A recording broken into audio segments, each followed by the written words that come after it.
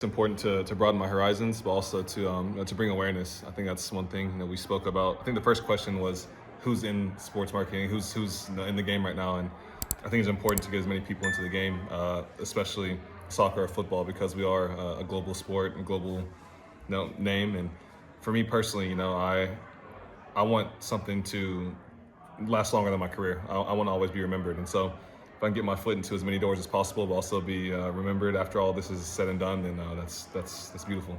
When you look back at your career, and theoretically the best parts are still to come, but what was the turning point? Because you know, a lot of international guys from the U.S., they're going to have different paths, but you had a very, very unique path. I mean, you might be the only person in history who grew up in, Birmingham area, had to work your way up, bouncing around Houston and Dallas, Premier League, Crystal Palace, and now, going into the World Cup, potentially, one of the biggest names for the United States in the 2026 World Cup. Yeah, I mean, I think the turning point in my career was probably when I went on trial at FC Dallas and got cut at 16 years old. It was, back then it was devastating. Yeah. And, for a 16-year-old's ego, for their confidence, it was tough. But that's actually what opened the door for me to go to Houston and allowed me to show myself and allowed me to show, I guess, this sense of maturity that I didn't even know I had. But it drove me. It definitely drove me. And I think it's a bit cliche. It says it's like, you get knocked down, you keep getting up. But that's exactly the mentality that I had. And I just, every time I've faced a setback in my career, I've kind of always looked back to the 16-year-old Chris who didn't make it at FC Dallas. Just the same mentality, just keep going. That fortitude, that resilience had to come from somewhere. Obviously, it came from within you, but you can learn that as well. Was that your parents, your family? How did you find that within yourself? Yeah, I mean, definitely my family. I think they've always instilled values into me, and I think growing up in the South, you always gonna have that work ethic, things like that. But I think one thing that always stuck out to me was when the market crashed in the 2008. 2008, yeah. Yeah.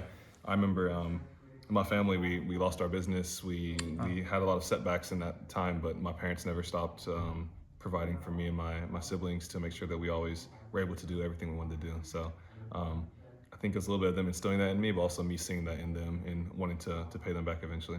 What's the season been like for you with Crystal Palace? And you had a brief injury. You've also had some serious highs. There's been some controversy. What's the season been like for you with Crystal Palace with everything going on?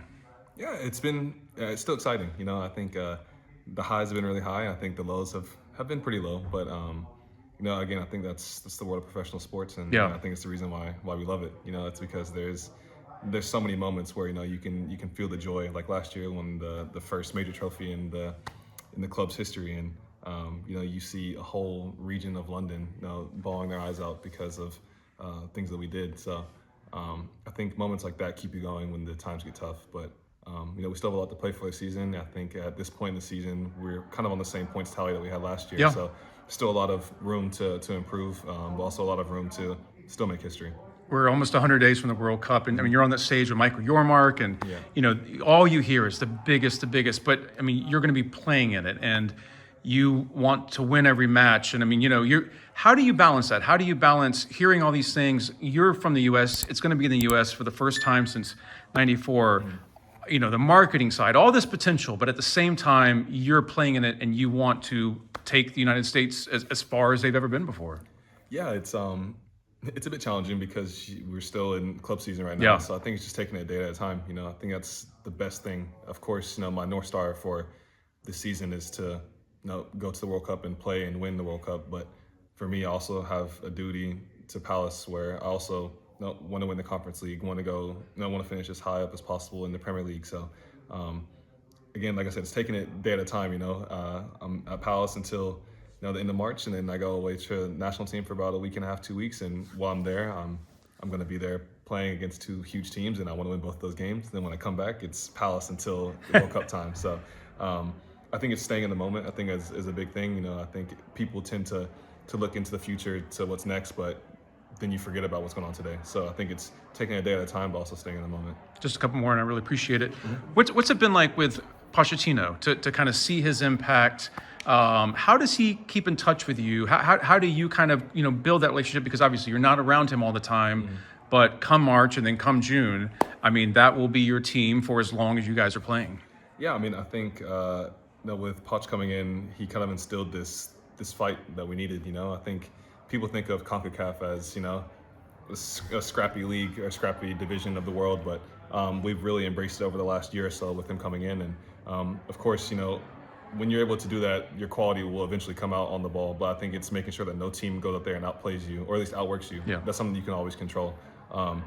In the keeping in touch aspect, he doesn't really speak too much to us outside of camp, but it's because he knows that we have a lot of going on our plates. So him being an ex-club manager, he understands the days that it takes to get to national team. But regardless, I think the moments that we have a national team, like last summer, I was at we were in a tournament for 40 plus days. Yeah. So I think we created huge relationships during that time and big steps. So I think it's kind of an unsaid kind of relationship that we have outside of camp, but I think it's definitely a respectful one, and one that I think definitely flourishes when we get into camp. The last one, I really appreciate it, Chris. We hear about biggest and historic and the money, all these things, but in the end, I mean, you're playing a sport for a living. What do you think success will be for you personally and the United States men's national team in the World Cup? What do you guys want out of this? Yeah, I mean, I think any competition, any game I play, I want to win. So obviously winning the World Cup would be a dream of mine, and I think what better time to do it on home soil. And you're going to have the crowd. I mean, Exactly. I really don't think we're going to be able to imagine what it's going to be like in about 3 months with USMNT in the United States in the World Cup, when football, soccer, forgive us, is more popular than ever in the United States. Exactly. I think that's the big thing, is that I can't even begin to describe what it's going to be like. I'm just super excited for the moment. But I think success for us is leaving a legacy. I think, when you think about the last World Cup that was played in the U.S., you think it birthed the MLS. And, maybe it's the reason why my dad allowed me to pick up a soccer ball, or why my mom allowed me to pick up a soccer ball when I was younger. So I think being able to inspire the next generation to do better than we did. But also I think for my I guess mantra, my goal in life is